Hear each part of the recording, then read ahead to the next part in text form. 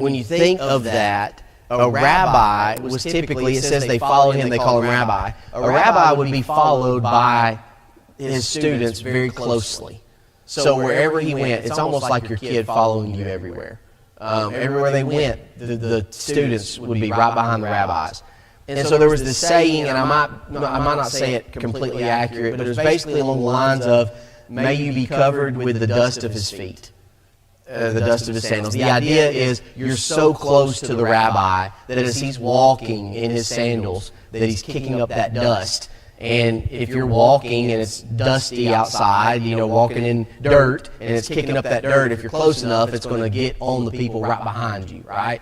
And when Liam and Ella were playing t-ball initially starting out, I don't know, 3 years old I think is just too little, because all it was is you're standing out in a dust bowl.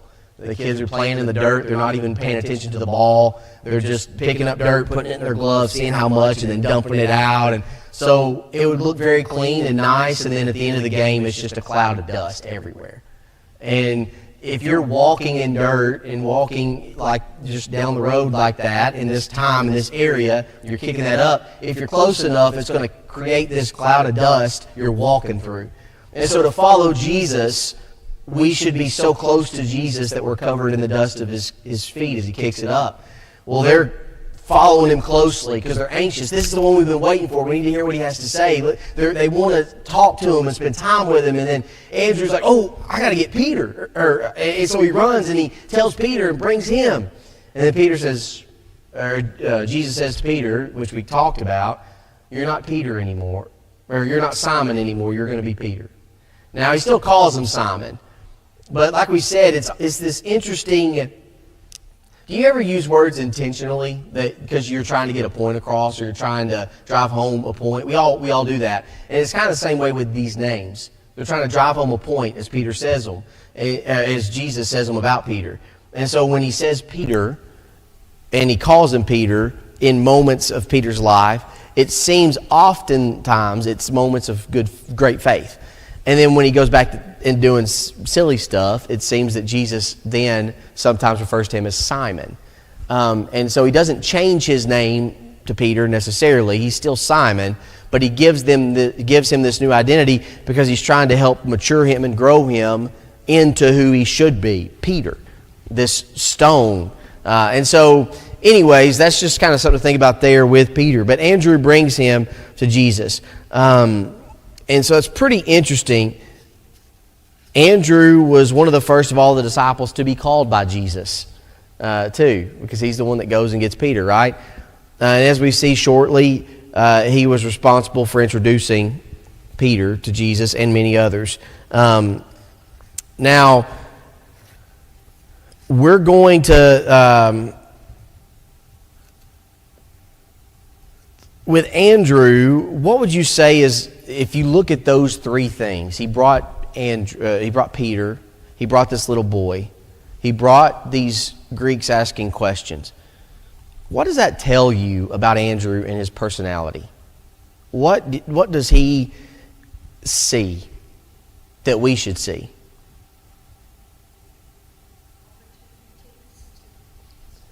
Opportunities. And specifically, the opportunities he saw the value of individual people. Each one mattered. And so each one presents an opportunity. Every person that you meet each and every day, and some of you, well, even if you're retired and you're not working anymore, you still meet people frequently that you don't know. Unless you are just a recluse and never leave your home. But even so, you're here this morning. So you're around people all the time. And what we have to understand or try to remember, it's not that we don't understand, I don't think, but just that we got to remember it, because we can get tunnel vision when we're on a mission, right? Some of you know when you go to the store, you know exactly what you want. So you go to that aisle, you go to that product, you grab it and you leave. Some of you go to the store with a list and you leave with a lot of things that aren't on the list. Right? And that's just kind of, but we can get tunnel vision when we're on a mission. So we're going somewhere, we're doing something, we might not notice the people around us.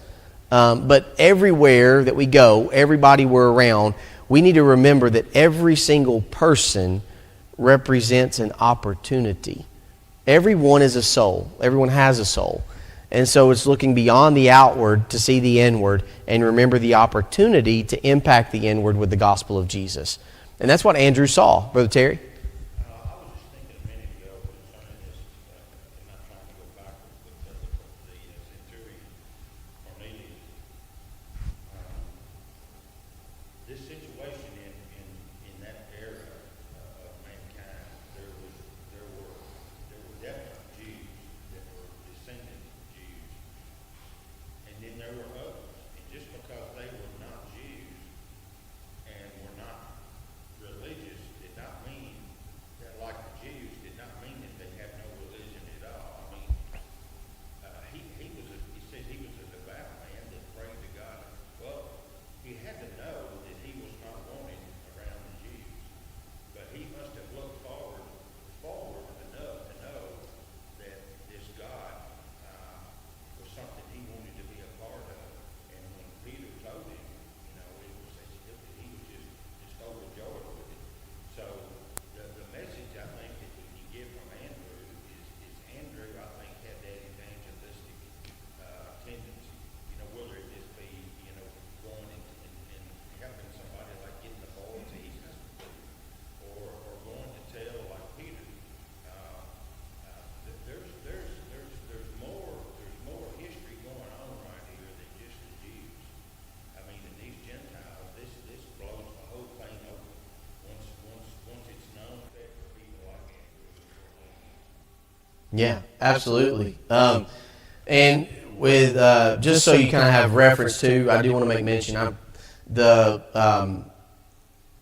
boy and the fishes is John 6. And then the Greeks I was mentioning is John 12, verses 20 through 22. When you look at, with the Gentiles, Cornelius blowing the whole thing up, as Terry was saying, and it just makes all the difference. And Andrew has that evangelistic tendency. And here's the thing,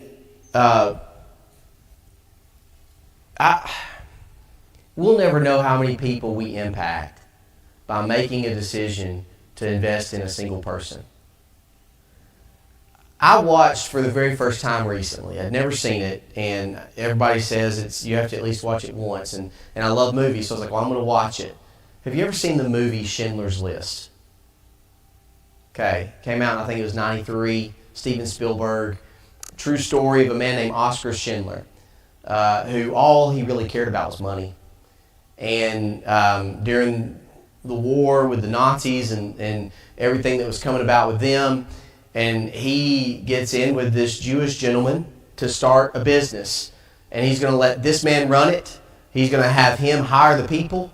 And he's just going to be the one that as he words it, he's good at the pizzazz. He's good at the presentation of it all. And so he doesn't want to have the responsibility. Well, through all of this, if you've seen the movie, and if you haven't, it came out in 93. So I'm sorry. Plus, it's a true story. So it's in the history books as well. But this man ends up, through all that he done, he gets all this money, and he's in good with these Nazis and pretty high up Nazi gentlemen, people. But he still uses all that money in the end to end up saving 1,100 Jews from going to concentration camps. And at the very end of the movie, there's this scene that really caught me, and the whole movie is just one you can't really look away from because you're reminded of what really went on. But at the end, if you've seen it, maybe you remember this. It was powerful. He looks at his car, and this is after the war's over. He's about to flee because people know him as someone that was in with the Nazis, and so he's fearful for his own life. But he tells all of the Jews that were there with him at this factory he had bought with all this money, he had these 1,100 that he had saved. He looks at his car after he tells them their freedom. Before he leaves, he looks at his car, and then he starts to get emotional. He says, "Why do I have this?" He said, "This right here," he sees it different. And he says, "This, I could have saved 11 more Jews, 12 more Jews if I had sold this car." And then I think it was a ring on his finger. And he happened to look down and he said, this ring, that's one, that's two more Jews that I could have saved. And he starts to weep. And then the Jewish gentleman that he started his business with, initially at the beginning of the movie, he says, Oscar, you saved 1,100 Jews. Yet all he could see is the ones he could have if he had just seen things differently. And then, at the very end, you know how they'll pop up what happens later on, way down the road. At the very end of the movie, you have all the ones that are still living that were a part of this factory that were saved through this effort. They walk and they put a rock on his gravestone, and then it's popping up this stuff that kind of keep you informed on what all happened after that. And it said that the descendants of the 1,100 totaled over 6,000.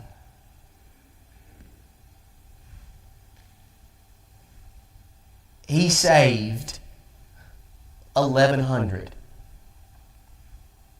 And it connected to 6,000. Over 6,000. Andrew brought Peter. And then Peter stood up in Acts 2 and preached the first gospel sermon. And then Peter went to Cornelius and his... Right. Yeah. Yeah. Yeah, and that he didn't see, well, I got here first.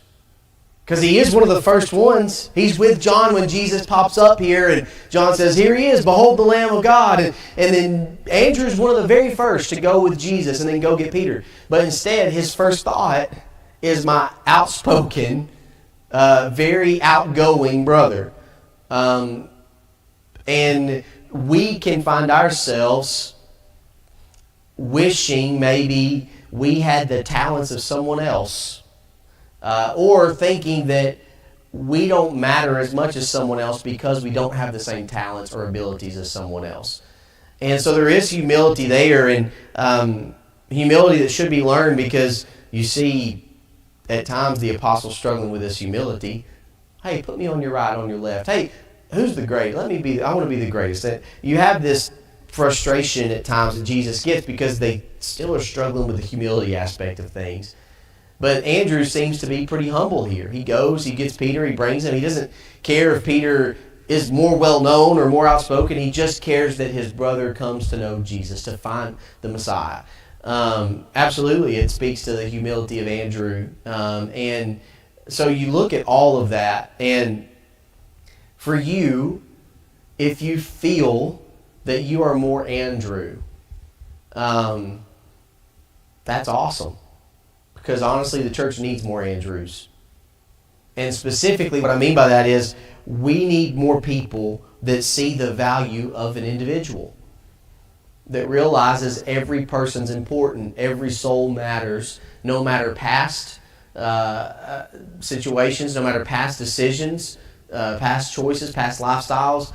Every person has a soul, every soul matters. And so I need to see those people as important. And if they're important, I need to invest time in them. And you'll never know. You might put forth effort with a whole lot of people and never really see the fruits of your efforts. Did you know that? You might invest in a lot of people but never see the moment they're actually baptized for remission of their sins. Yeah. Right. And so that the point of that, thinking through that, don't judge your faithfulness or your success as an evangelist, because every Christian is supposed to be an evangelist, not just the preacher or certain people, but we are all called to evangelize to people. And some of us do it with our words, some of us do it with our actions, some of us do it with a combo of the two, but we're all called to evangelize, to tell people about Jesus. And so don't judge your success as an evangelist, we'll put it that way, based off of how many people you personally baptize or that you're there to see baptized. because as Paul put it, all we can do is plant, water, but ultimately God's the one that gives the increase of those things. And sometimes we might plant and someone else in a different state, city, country might be the one that ends up watering what you planted years ago. And so you can determine your success as an evangelist on whether or not you're doing it in the first place. Sowing the seed.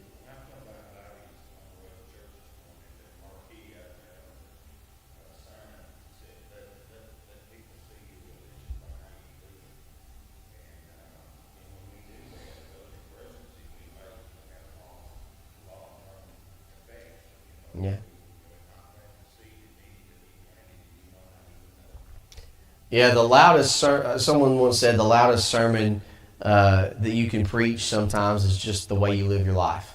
And that will be a sermon for someone to hear. So, real quick, he saw the value of individual people, whether it was Andrew, whether it was the boy and the fish and the loaves, whether it was the Greeks in John 12 who sought Philip and were wanting to see Jesus. He ends up bringing these men to Jesus. Andrew, it was Philip that went with Andrew to tell him.